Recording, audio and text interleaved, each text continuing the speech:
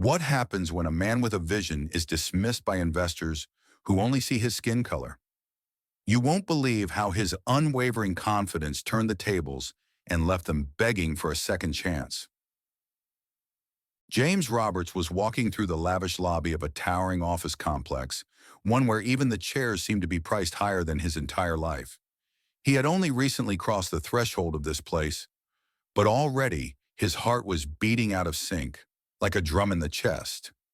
Among the sea of white faces, each one looking like they were born with silver spoons, or in their case, gold-plated envelopes, he still felt like an outsider. It wasn't fear that gripped him. No, James was ready for this. Back in school, he had learned to fight for his place under the sun, and later he made his mark on those high business stairs. But there was something no one had warned him about. Those stairs were cracked, and every step up meant someone would be dragging you back. When you're black, no matter how hard you climb, someone will always look down on you, even if you're standing on the same damn level. And James knew that. This day was different, though. He wasn't there to ask for a handout. He had spent 3 years building his company from the ground up, pushing through every obstacle that came his way, despite the lack of connections and support. This was his moment to change everything. He wasn't standing here for the money. Hell, he'd made his peace with the lack of money long ago. But for the real recognition, the kind that didn't come from an outdated system that had been broken long before he stepped foot into this room. The first few minutes of the meeting went well. James was showing them the numbers, the projections, the innovation. When it came to presenting the new product, the investors gathered around, their eyes sharp and focused. Then it happened.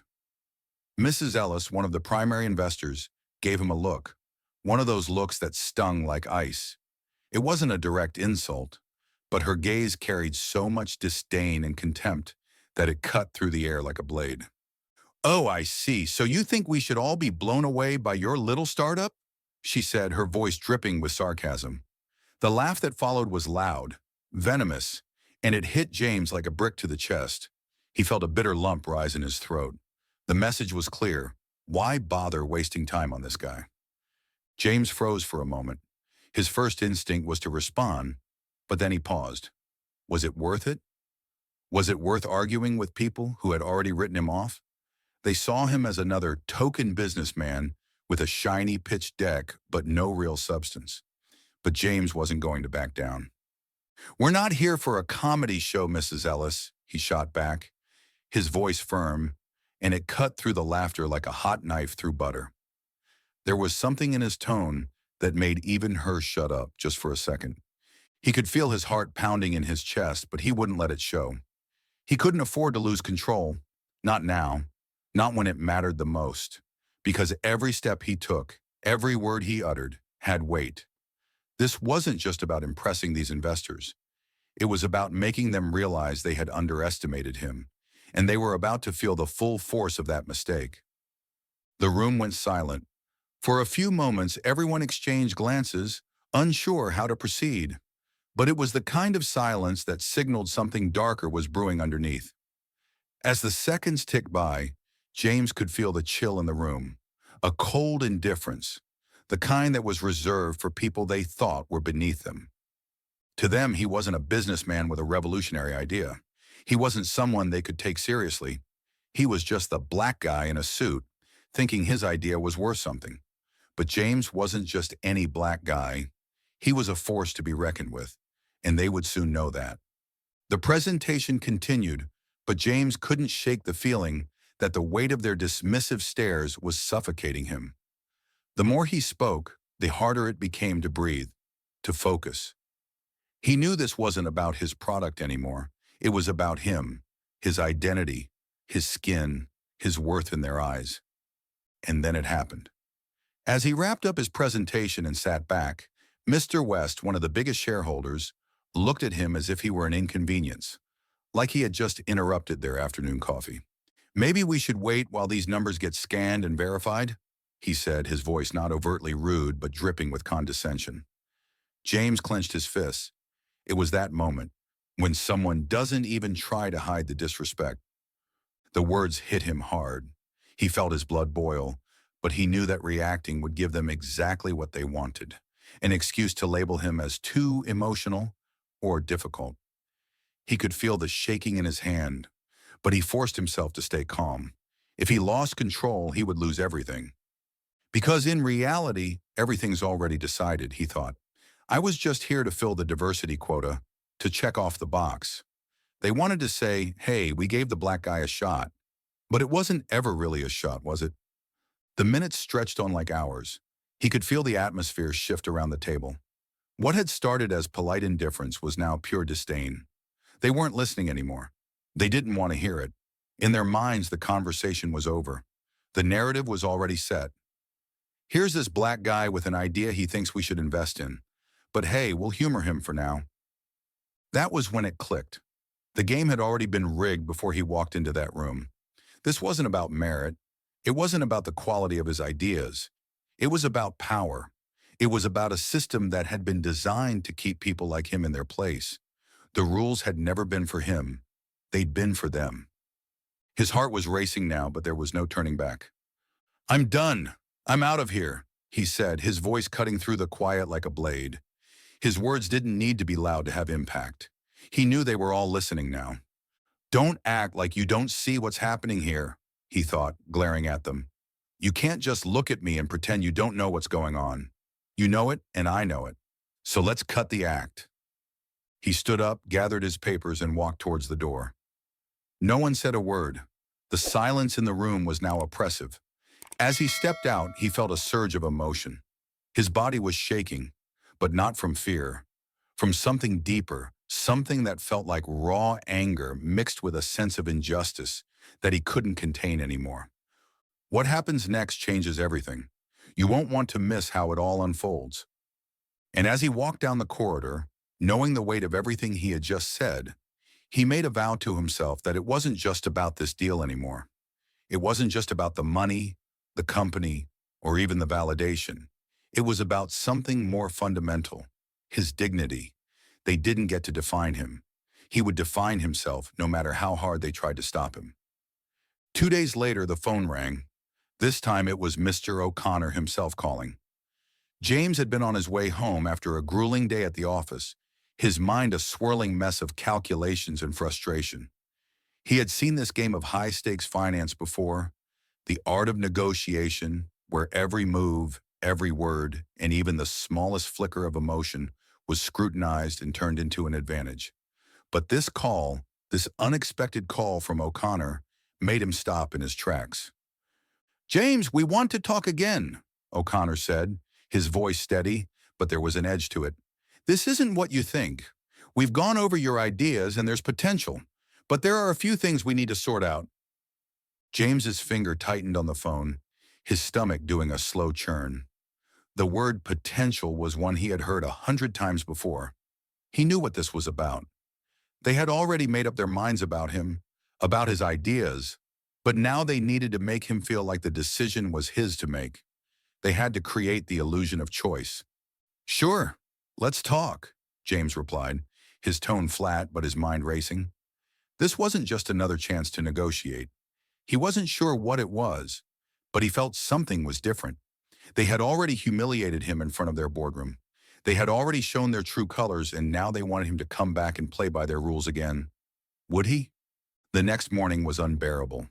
The sun was oppressive, and the weight of what he had to do today was dragging him down like a lead weight.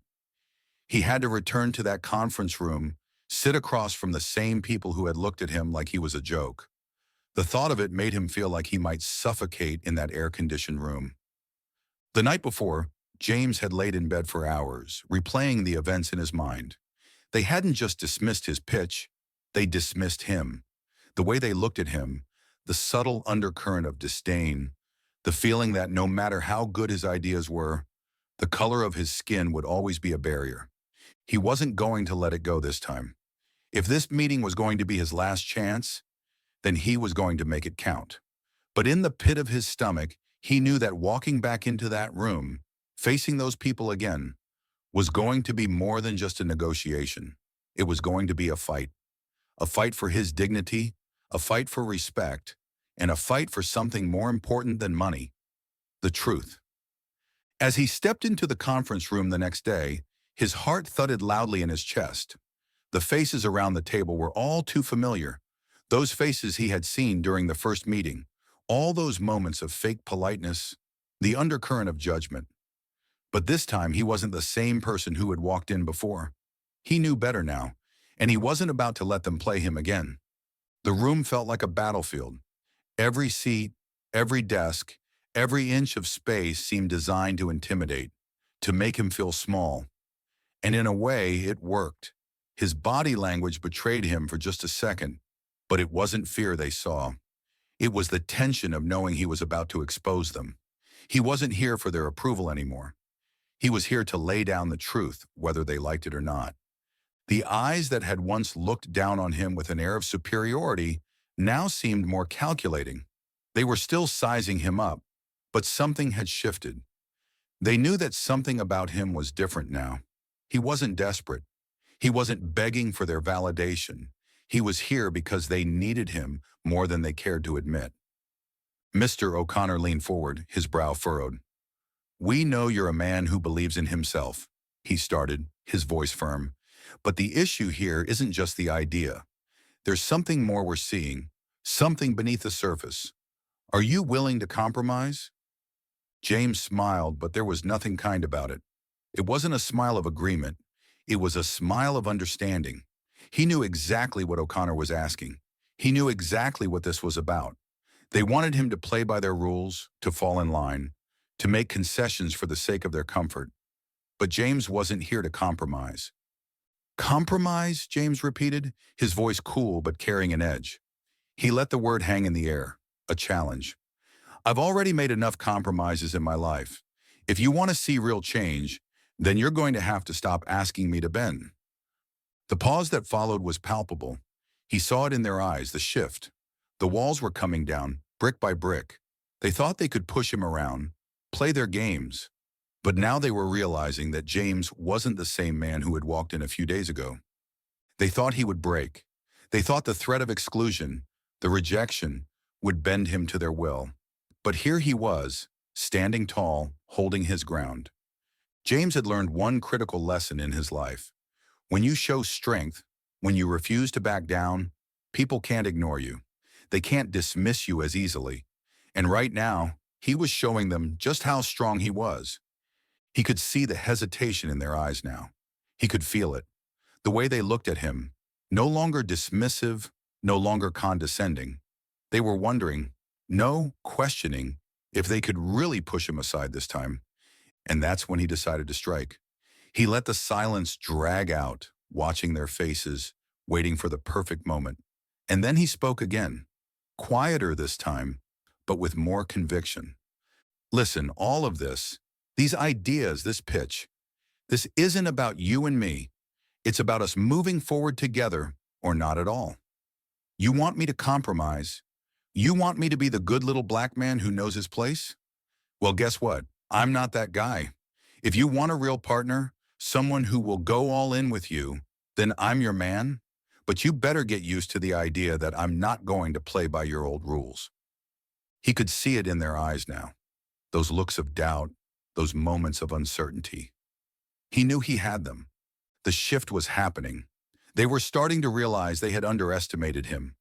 The room was no longer filled with quiet sneers and polite indifference. Now it was filled with confusion, discomfort. The power dynamic was changing, and James had just tipped it in his favor. When he finished his short but powerful statement, he could feel the tension in the air. It was a palpable thing now, an electricity that couldn't be ignored. James knew he had the room's full attention.